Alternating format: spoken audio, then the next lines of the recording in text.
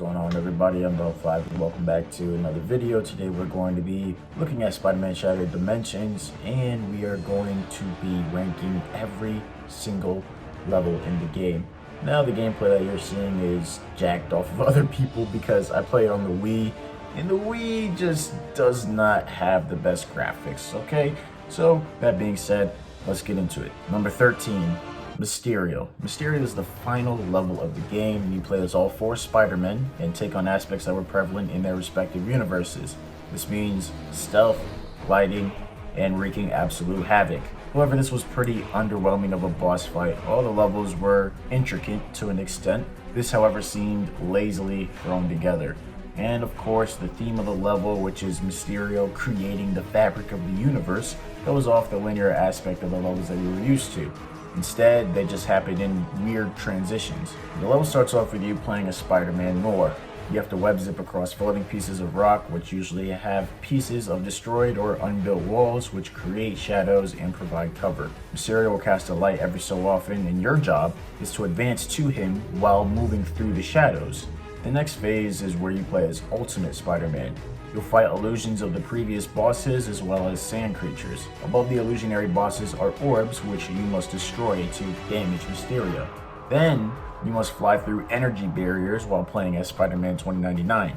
These barriers take on the shape of circles, which will be filled halfway or 3/4 of the way filled. The player must dodge them and then get to Mysterio. Finally, playing as the Amazing Spider-Man, you have to defeat a bunch of enemies before throwing pieces of large rock at Mysterio. After this fight, the level's over and thus the game. All in all, it was pretty sloppy and it just felt thrown together to make a last-minute boss fight. And this is why this level is the worst one in my opinion. Coming in at number 12, we have Hobgoblin. Hobgoblin is the third level of the game. You start off by chasing Hobgoblin by flying down from a city skyscraper. But once you hit a platform, you are forced to fight him. After which, you must follow him straight into another building platform where you fight members of the Public Eye. You then enter the building and fight more Public Eye officers. You then exit that building where you go on top of a platform surrounded by glass. Hobgoblin's bitch ass then breaks the glass, and then you're gonna have to follow him into another building platform. You fight more Public Eye officers and Hobgoblin at the same time before climbing atop a futuristic elevator. You'll then reach the top of the building where the elevator would have taken you if it weren't destroyed by Hobgoblin, and fight, you guessed it, more Public Eye members. Then you chase Hobgoblin down that building in another flying section. Then you end up on another platform and fight a large amount of Public Eye officers and Hobgoblin at the same time. You then chase Hobgoblin into another building. yeah, you guessed it. Swing across the platforms after that into another building. Then you fight Hobgoblin for the final time. The problem here is that obviously every aspect of the level is reused and recycled with minute detail, which is why Hobgoblin takes the worst actual level in the game. Coming in at number 11, Juggernaut. Juggernaut is the first level in Act 3. The level starts off with an enclosed fight with Juggernaut. He'll then throw you into a Roxxon construction site where Wild Pack hunters are waiting for you, hired by, of course, Silver Sable, since he has a bounty on his head, as well as Spider-Man. So you're basically spending the level fighting both of these villains at the same time, which was a good mix, you know what I'm saying? But nevertheless, I feel like just sort of not really implemented correctly. So in the second section, you're gonna fight Wild Pack hunters while Juggernaut throws objects at you. It was very annoying. After this section, you enter a private room where more Wild Pack hunters wait. After this, it's a repeat of the previous debris area. Then Juggernaut busts open 3 large oil pipes which set on fire while running from you. This stops Spider-Man from following him until he can grab all the trapped civilians while avoiding the Wild Pack. After this segment, Spider-Man follows Juggernaut up a building where the final boss will take place. The issue with this level is that everything was pretty generic. There wasn't really anything particularly fun or unique until the burning pipes segment. And I mean, again, you can include the fact that there are 2 bosses, but I mean, it was just kind of a way for you to fight enemies in the game because Juggernaut doesn't have like henchmen or anything. And on top of that, there wasn't really much of a twist with any of the Juggernaut fights. You know, it was just sort of, you have to beat his ass and avoid his attacks. It's number 11, okay? Coming in at number 10 is Electro. Now, I didn't mind the theme of the level. Basically, you follow Electro around a dam as it generates and he accumulates more and more power. It gives you the first sense of chaos while playing as the Ultimate Spider-Man level, the theme of his universe. The level goes as follows. You follow Electro into a tunnel after fighting some of his minions. You then save 4 civilians, I think it was 3, stupid ass script, from a flood caused by Electro. The civilians give you access into a rather boring and redundant boss fight with Electro. You then follow him through another tunnel where he traps you, and then you must fight a frenzy of electric monsters before proceeding. After that, you fight more of his minions on the road of a dam before following him into another tunnel, which he traps you with more enemies. Then you fight those enemies, chase him down another set of tunnels, which leads you into the second boss fight. Again, boring and redundant, but after this, you go into, yes, another tunnel. After fighting another frenzy of enemies, you go to a large generator facility which has been electrified by Electro. After freeing and protecting 5 civilians, enter the final boss fight. This one was better. The problem with this level is that it's similar to Juggernaut and Hobgoblin. It's kind of repetitive and boring up until the very end. And no, Hobgoblin it was just boring and repetitive. It didn't change. The point where it did get kind of unique and fun, it was just too late into the level. The first 2 boss fights were genuinely uninteresting, to me at least. And the sequences before that consisted of flashing lights and electricity and shit. Coming in at number 9, we have Dr. Octopus. So, in this game, they kind of forgot to add some female representation until the last minute. So, here we go, fighting a female Dr. Octopus. As a kid, I hated this level, and it was my least favorite, but being older, I grew to respect it. I'm not going to go over every single sequence because it's the largest level in the game, but this is the first level that doesn't take a non-linear approach, which I respect. That being said, however, I wish they came a bit stronger. First, you have to survive a flying segment before you get dropped into this flying base high above the city. You then have to shut down 4 terminals which supply the power to Dr. Octopus's thermonuclear base. She has control over the public eye and her lab monsters that she created. You get a lot of her backstory through the mission as well, as she grew within the ranks of Alchemex and eventually joined their Shadow Division. The Laboratorians that you have to save are referred to as her backstabbers or subordinates, which I found kind of funny, given Doc Ock started out as a Laboratorian in this universe. Nowadays, I find it interesting rather than seeing it as this big jungle level, which I did when I was younger. That being said, also, Tara Strong did a good job of bringing a villain to life, but the developers didn't. I found the lead up to the boss fight annoying and the boss fight itself particularly tedious. Coming in at number 8 is Sandman, the second level in the Amazing Universe, first level of Act 2. You start off by doing an action that you will be doing for pretty much the rest of the fucking level. Bring down a tower over Sandman's sand tornado. This was honestly overused and annoying. You couldn't access some parts of the level until you cleared a section of enemies, which was also annoying since you could literally see where you wanted to go. Then you couldn't physically do damage to any of the sand creatures until you wet them with water barrels. I mean, the first boss fight was pretty normal, then the second one you enter a mine where Sandman has gotten larger, then the final one is where you are in the center of his tornado. You can see his split personalities in the form of sand faces, which was pretty cool. I mean, they spent some time arguing with each other, so I'll say this. The boss fight were the highlights of the level, and the level itself was filler and annoying as fuck. Coming in at number 7, we have Kraven. Being the first level of the game, that shit kind of hits different. For the first level, it was really good, okay? At first, you have to follow Kraven through a large door, which he then introduces his enemies to you. I mean, they're on and inside these rocky platforms, which seem to be part of like this floating jungle. How the fuck this entire level got above the clouds, nigga, I don't know. Don't ask me. There was a lot of variety in this level. And honestly, I wish they included more variety in the level like this to all their other levels. I mean, in one section, you fight a bunch of hunters in a jungle room while Kraven throws arrows at you. Then in another section, you avoid Kraven's sniper shot with your point of view being the scope of his rifle. Later on, you're introduced to your first heavy enemy, which makes sense, it's the first level of the game. Then Kraven beats 2 of them with 2 simple moves due to them being seemingly useless. But don't let this fool you. Kraven is a weak-ass boss. You fight him in a large dome surrounded by hunters. I mean, they could have done something besides fucking sitting there and watching me beat their boss's ass. I mean, damn. Once you beat him, you enter an area where you have to activate this big-ass pulley platform. However, it only goes up a certain amount, and you have to progress 5 levels upwards in order for you to reach the top.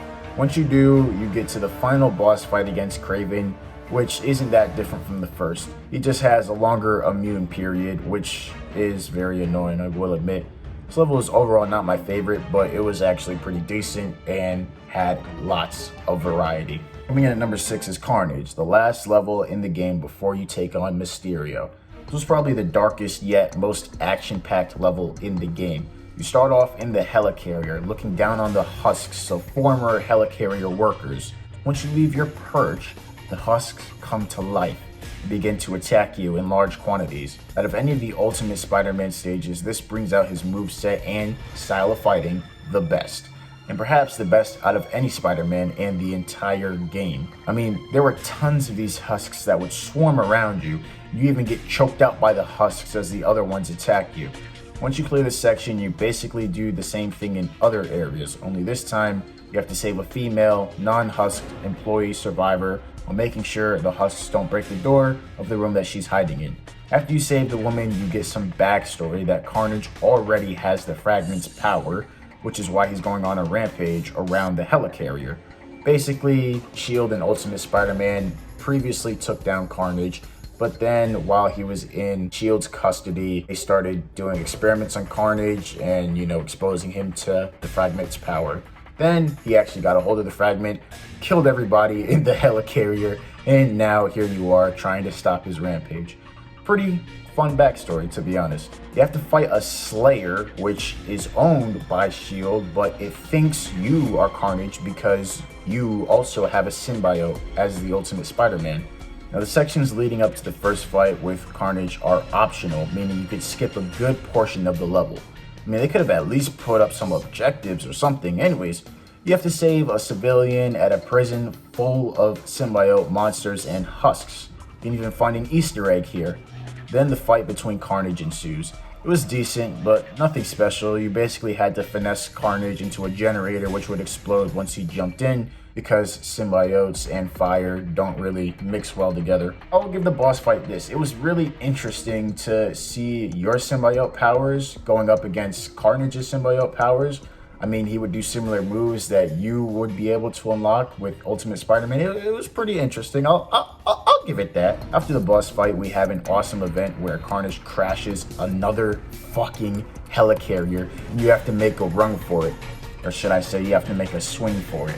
Then you have to hitch a ride atop the tower where you fight Carnage again. This level is actually crazy. I was impressed. It really puts the carnage in Carnage. You see and hear people dying. You witness Spider-Man lose his mind during these events. And again, the level puts Ultimate Spider-Man's movesets into good use. Number 5, we have Scorpion. Set in the futuristic world of 2099, or 2099, let me not sound like a fucking nerd. We start off fighting a heavy public eye patrol officer. We then get introduced into the next section by melting a door with a scorpion egg. The cutscene that follows indicates the fact that we'll be chasing scorpions, bitch ass, for the remainder of this fucking level. We free some scientists locked behind shuttles using the scorpion egg mechanic. We then have to defend these scientists from scorpion egg hatchlings. Expect to replay this section on hard difficulty a couple times. The game proceeds to waste no time and leads you right into the first boss fight with Scorpion. On easy mode, you can deadass beat this boss fight in like 30 seconds. But anyways, after beating the Scorpion for the first time, you begin to chase him and are introduced to a backstory. After freeing some scientists from being attacked by groups of scorpion creatures, you pursue Scorpion.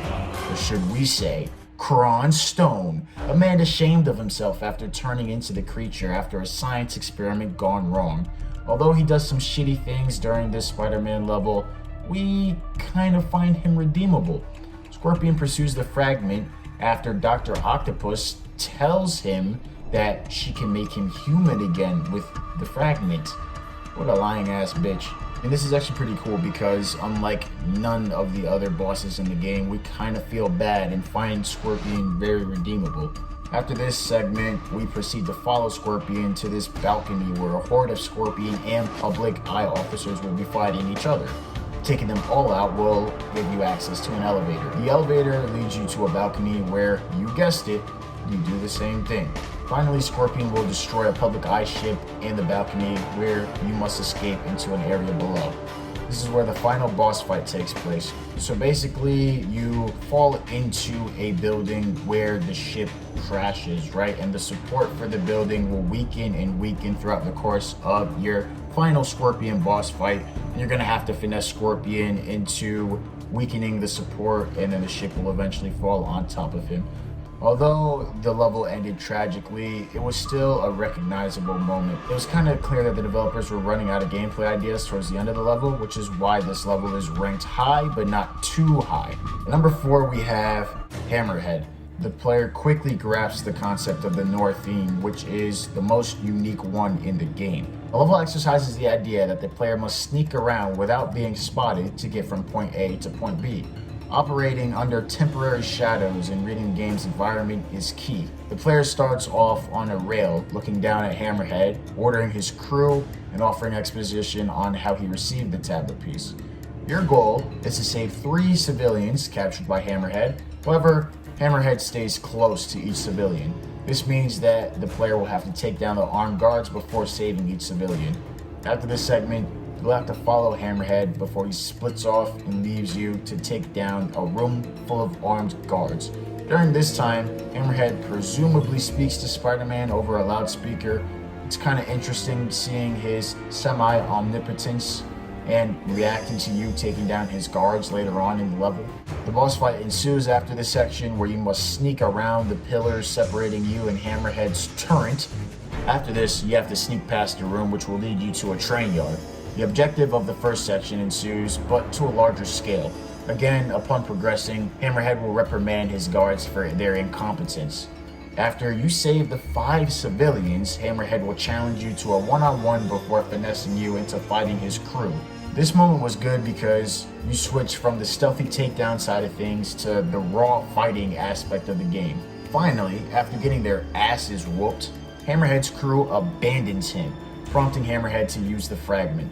Now, Hammerhead's 2 Tommy guns are attached to his arms, and you have to trick him into using his Tommy guns to shoot at a gas, or whatever the fuck that thing is, and sneak up on him once the smoke is released. Once he becomes enraged, you have to finesse Hammerhead into running into a wall, and then you get close up and personal.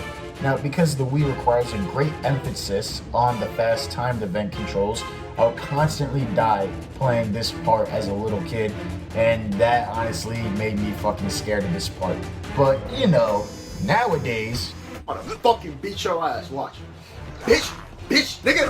Ah, yeah, oh yeah, oh yeah. Coming in at number 3 is Vulture. Starting off on a ledge, pursuing Vulture through dimly lit and well-guarded alleyways, this level begins with a bang. As you are in a subsequent alleyway, you hear Vulture telling his guards that the Spider-Man is coming and how he wants him dead before scurrying off into the next alleyway like a rat. The Spider-Man is coming, and I want him dead, understand? Spider-Man then taunts Vulture for running away from him. You can run, Vulture, but you'll never escape me. Now, this isn't just your character speaks too loudly for a stealth game, cliche. If you listen to the introduction of the level, you'll know that Vulture is the one responsible for killing Spider-Man Noir's Uncle Ben. So, yeah, there is, again, a meaning behind this level. After the alleyway segment, you'll have to pay a visit to the Creole Club. This is where you get the iconic to me, but not iconic in general line. Got something here that'll get you good and hammered. He meant drunk, but not really because he has a sledgehammer. No? Okay, whatever. After this segment, Vulture will throw one of his goons into the window of the club where you use to escape. This prompts a sideway wall crawling section where you, of course, have to avoid the lights. After doing this, you eavesdrop on some of the goons who admit that they are creeped out by Vulture, and that Vulture himself seems to be set off by something. Whether it's Spider-Man or Goblin, we don't know. After you beat up some more thugs, you enter an area where Vulture ambushes you and the first boss fight takes place. After this fight, Vulture finesses you into falling onto the train tracks where an active train is steadily behind you. After escaping the train, you have to save 4 civilians among armed guards on rooftops, fight more thugs, and rescue 3 civilians from a burning building caused by none other than Vulture. Now, I mean, come on, my nigga. You could literally just walk. Why do you need me to carry you over there? You could literally just walk. After falling out of the burning building, you will undergo the last stealth/takedown segment before fighting Vulture for the final time. With the fragment, Vulture can teleport and has glowing eyes and an even bolder fucking shiny ass white Michael Jordan looking ass head. But I mean, he still has the same weaknesses. All in all, this level's up there. It's basically Hammerhead's level done correctly, having a good mix of stealth and overt combat. The downside is that the second boss fight is like a repeat of the first one with minor changes. But other than that, this level's pretty good. Number 2, we have Goblin. Finally, you encounter the boss whom all your previous bosses were afraid of and had to answer to. I'm not scared of Osborn. Then I'll get rid of Osborn. In terms of the Noir dimension, the dark, creepy aesthetic and atmosphere of the level is here and remains here throughout the whole level. You're in a carnival at night, and if that wasn't scary enough, the carnival is littered with triggermen who will shoot you on the spot, put a cap in your ass, smoke your pack if you get spotted. The level starts off with the same old, save the civilians while taking down the gunmen, but this time you're thrown into a wide open area which is composed of a carnival. Occasional fireworks will light up in this area, and you're forced into the darkest spots of the level to stay properly hidden. After this, Goblin jumps out of the creepy clown door and attacks you. Osborn used the fragment at the very beginning of the mission, so you see him in all his glory.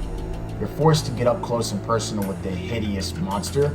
After this, Goblin invites you to continue with the level, daringly, as though this is a funny game to him. Preceding this is an overt fight in a large and dark circus tent. After this, you're back to the same old takedown stealth segment, but this time, you must free civilians in a specific order in order to advance. This slightly shakes up what would have been the redundant gameplay loop. After this, you enter a room full of laughing clown doors where you must choose the correct one to advance. I know some people were confused and just guessed which door. You have to use the one that's like moving its eyes faster than the others. It's pretty obvious. The clown doors will bring you to a room where you fight a group of enemies, but the room is inverted. After clearing the room, you will find yourself in a similar predicament as the side-crawling scene from Vulture's level, but the wall that you climb on is vertical instead of horizontal. After this, you reach a more intense clown door segment with the added threat of a toxic gas being released into the area. Escaping this area will lead you to Goblin once again, getting up close and personal for the 3rd time. Goblin then sends an entire circus wheel in the trajectory of a trapped civilian. After saving this civilian, you fight Osborn in an even larger circus tent. Between the exposition, stealth, and overt segments of the boss fight, this is probably one of the best in the game. On top of that, you can't fight Goblin head on, and you have to finesse his backside in order to deal damage. After this fight, you get the tablet and move on to the next level.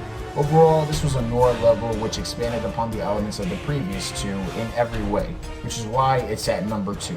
And at number 1, we have Deadpool! Although it isn't my favorite level, I have to admit that this level rightfully deserves a number 1 spot. First of all, it departs from all the other levels by giving you a much larger area of operation. The freedom that you have during this level is basically unparalleled. For context, you're placed on an oil rig which is Deadpool themed, trying to destroy cameras to prevent Deadpool from knowing your every move. Although this objective doesn't change throughout the level and rather appears in more places, you're a joy to destroy. Some were guarded by fire, others hovered high in the air, some were in rooms which evoked a group of Deadpool fanatics to attack you, and others were just easy as fuck to destroy. When the level does shake things up, it's in the boss fights, which uses the ultimate Spider-Man's rage mode the best, as there are tons of fans to clear out. The tsunami that you must avoid, which also led into the most confusing part of the game, was, you know, pretty fun, but I mean, this was a special moment. You know, this is some M-Dog 5 trivia. It was the first, like, video game how-to that I looked up on YouTube, you know what I'm saying? Like, this game came out when I was 7, you gotta remember that. The boss fight made you fight 3 different Deadpools in a cage, and if you tried to climb the cage, you were shaken off by the spectators. There are bombs that would drop in different shapes, and you have to avoid everything. All in all, this level was able to captivate the humor of Deadpool while giving you a huge level to explore at your own free will, and that's why it's at number 1. Also, Deadpool and Spider-Man's humor going back and forth during this level was pretty fun to witness. Hey, can I get you anything before we start? Soda, bottled water? How about the fragment? Okay, good one. Welcome to Pain Factor! Is there a mute button for him? Hopefully you guys enjoyed. Let me know your own top 13 list down in the comment section down below. Anyways, I love you all, and I'll catch you next time.